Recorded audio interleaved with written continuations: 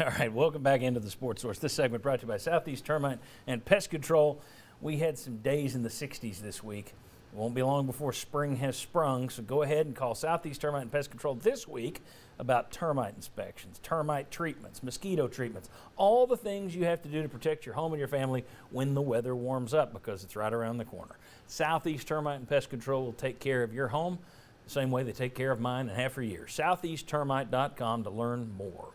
Okay, very simple. It's going to be a quick segment. David, I'm going to start with you, and if we have time for a follow-up from somebody, I'll let it go. But is UT in good NIL shape with Spire Sports? Compare them to the other. How many other schools have big collectives? And again, Spire Sports is talking to you. Mm-hmm. They're trying to put a good front up for their product. That makes sense.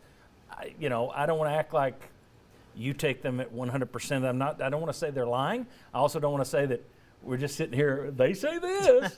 So yeah, I think ultimately right now, there's like 27, I think, collectives in college sports. That number is going to explode in the months to come.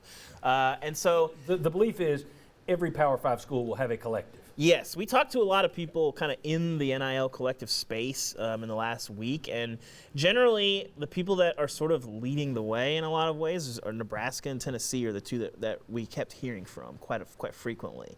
And ultimately, these collectives are going to be all over the map. They're not going to always be people with a decade of experience as in sports agency and sports marketing running a collective. You might have just some guys decide to do this, and that's where you can get some sort of amateur hour in there. But the combination of connections, know-how, and knowledge, I mean, Spire kind of was at the forefront of this, and I think the key for them, and they talked about it a little bit in the piece, is trying to maintain that lead because they've got a little bit of a head start, but I mean, everybody's going to be running for that in the next year or two, so we'll see what that looks like in the next 2 years. I think it's interesting, Tennessee and Nebraska, two schools that have both walked in the wilderness for the last 20 years, kind of at the exact same time.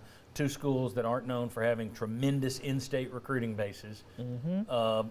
I think that's fascinating that those are the two schools that are getting the most push right now. Cousins of circumstance, I would call them. A school like Texas, they've got like three collectives at once fighting each other. At Tennessee, if I'm Spire Sports and I'm talking to you, part of the reason I'm talking myself up is to make sure some other Tennessee collective doesn't start up. Yeah. Right now, is there another Tennessee collective, or is it just Spire Sports? Not that I know of. There's nothing stopping there from being one if they want to. It sort of all just sort of depends on, okay, well, how serious you, because like, some of these people, it's going to be like a side hustle for them or a side gig. And some people, like the Spire guys, this is how they earn a living. This is what they do.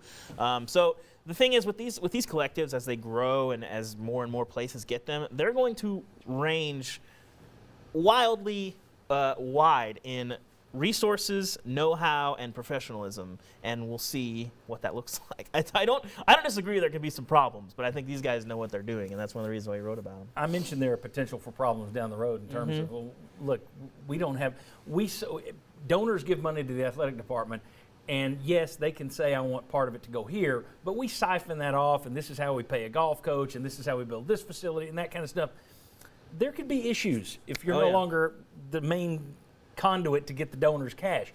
There could be issues with which sport you're helping, et cetera. If you somehow screw up and get UT in trouble somehow with whatever replaces the NCAA, what is the relationship right now between Spire Sports and Tennessee? I think basically from their perspective, it's that a rising tide lifts all boats. So if they take a little bit of donor money, I think Tennessee's okay with that right now because they feel like, well, if they want to make the football program better, then this is good. Now, if you have a major donor that decides to take all of their money and put it away from Tennessee into the Spire, well, that might be some uncomfortable conversations. But for now, Tennessee's been really supportive and not really sort of putting up barriers in the way. But there's 130 FBS schools, that are playing college football and 340 college basketball programs.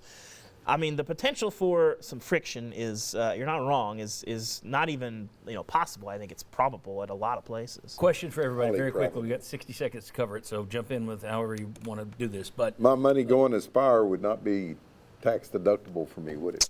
I believe it depends. I'm not sure on that. I'm not a tax expert. I know how to handle my own taxes, but I'm not offering tax advice. Okay, well, here's the question, if I haven't already forgotten it. Tennessee, you've got Danny White, forward-thinking athletic director, young guy. You would think that would be more amenable to change, guy that could, more malleable. Okay, I can figure this stuff out on the fly. He doesn't have as much experience as, say, a Dave Hart. But I could see this being a very bad situation if you had Dave Hart. For all of his experience and years of doing it, you'd have a guy who was set in his ways.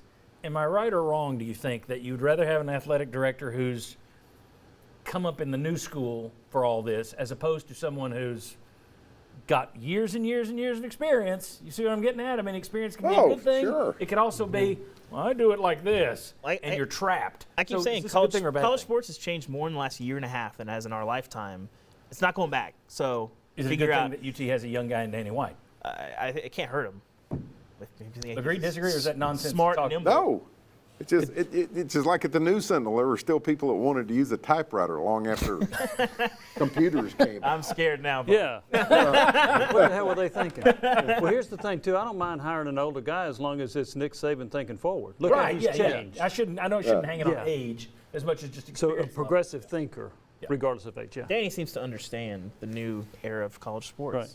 I think we ought to call them something other than collectives. Crazy, they'll assimilate you. What were you? I was just say I don't think it's a bad thing to have an older guy necessarily, but yeah, you're right. You got to be forward thinking and malleable in your approach to all of this, because yeah, if you're stuck in your ways, you're going to get left behind on some of this. Yeah, I wasn't trying to be an ageist there, but just more of, somebody with less experience is going to be less set in their ways. So whether that's, you could be an older guy who just doesn't get set in his ways, that's fine. When we come back, it's one of the rare cases where money didn't talk. The college football playoff is not expanding, and schools are leaving $450 million in potential profit expansion on the table. We'll discuss that next. Come on back.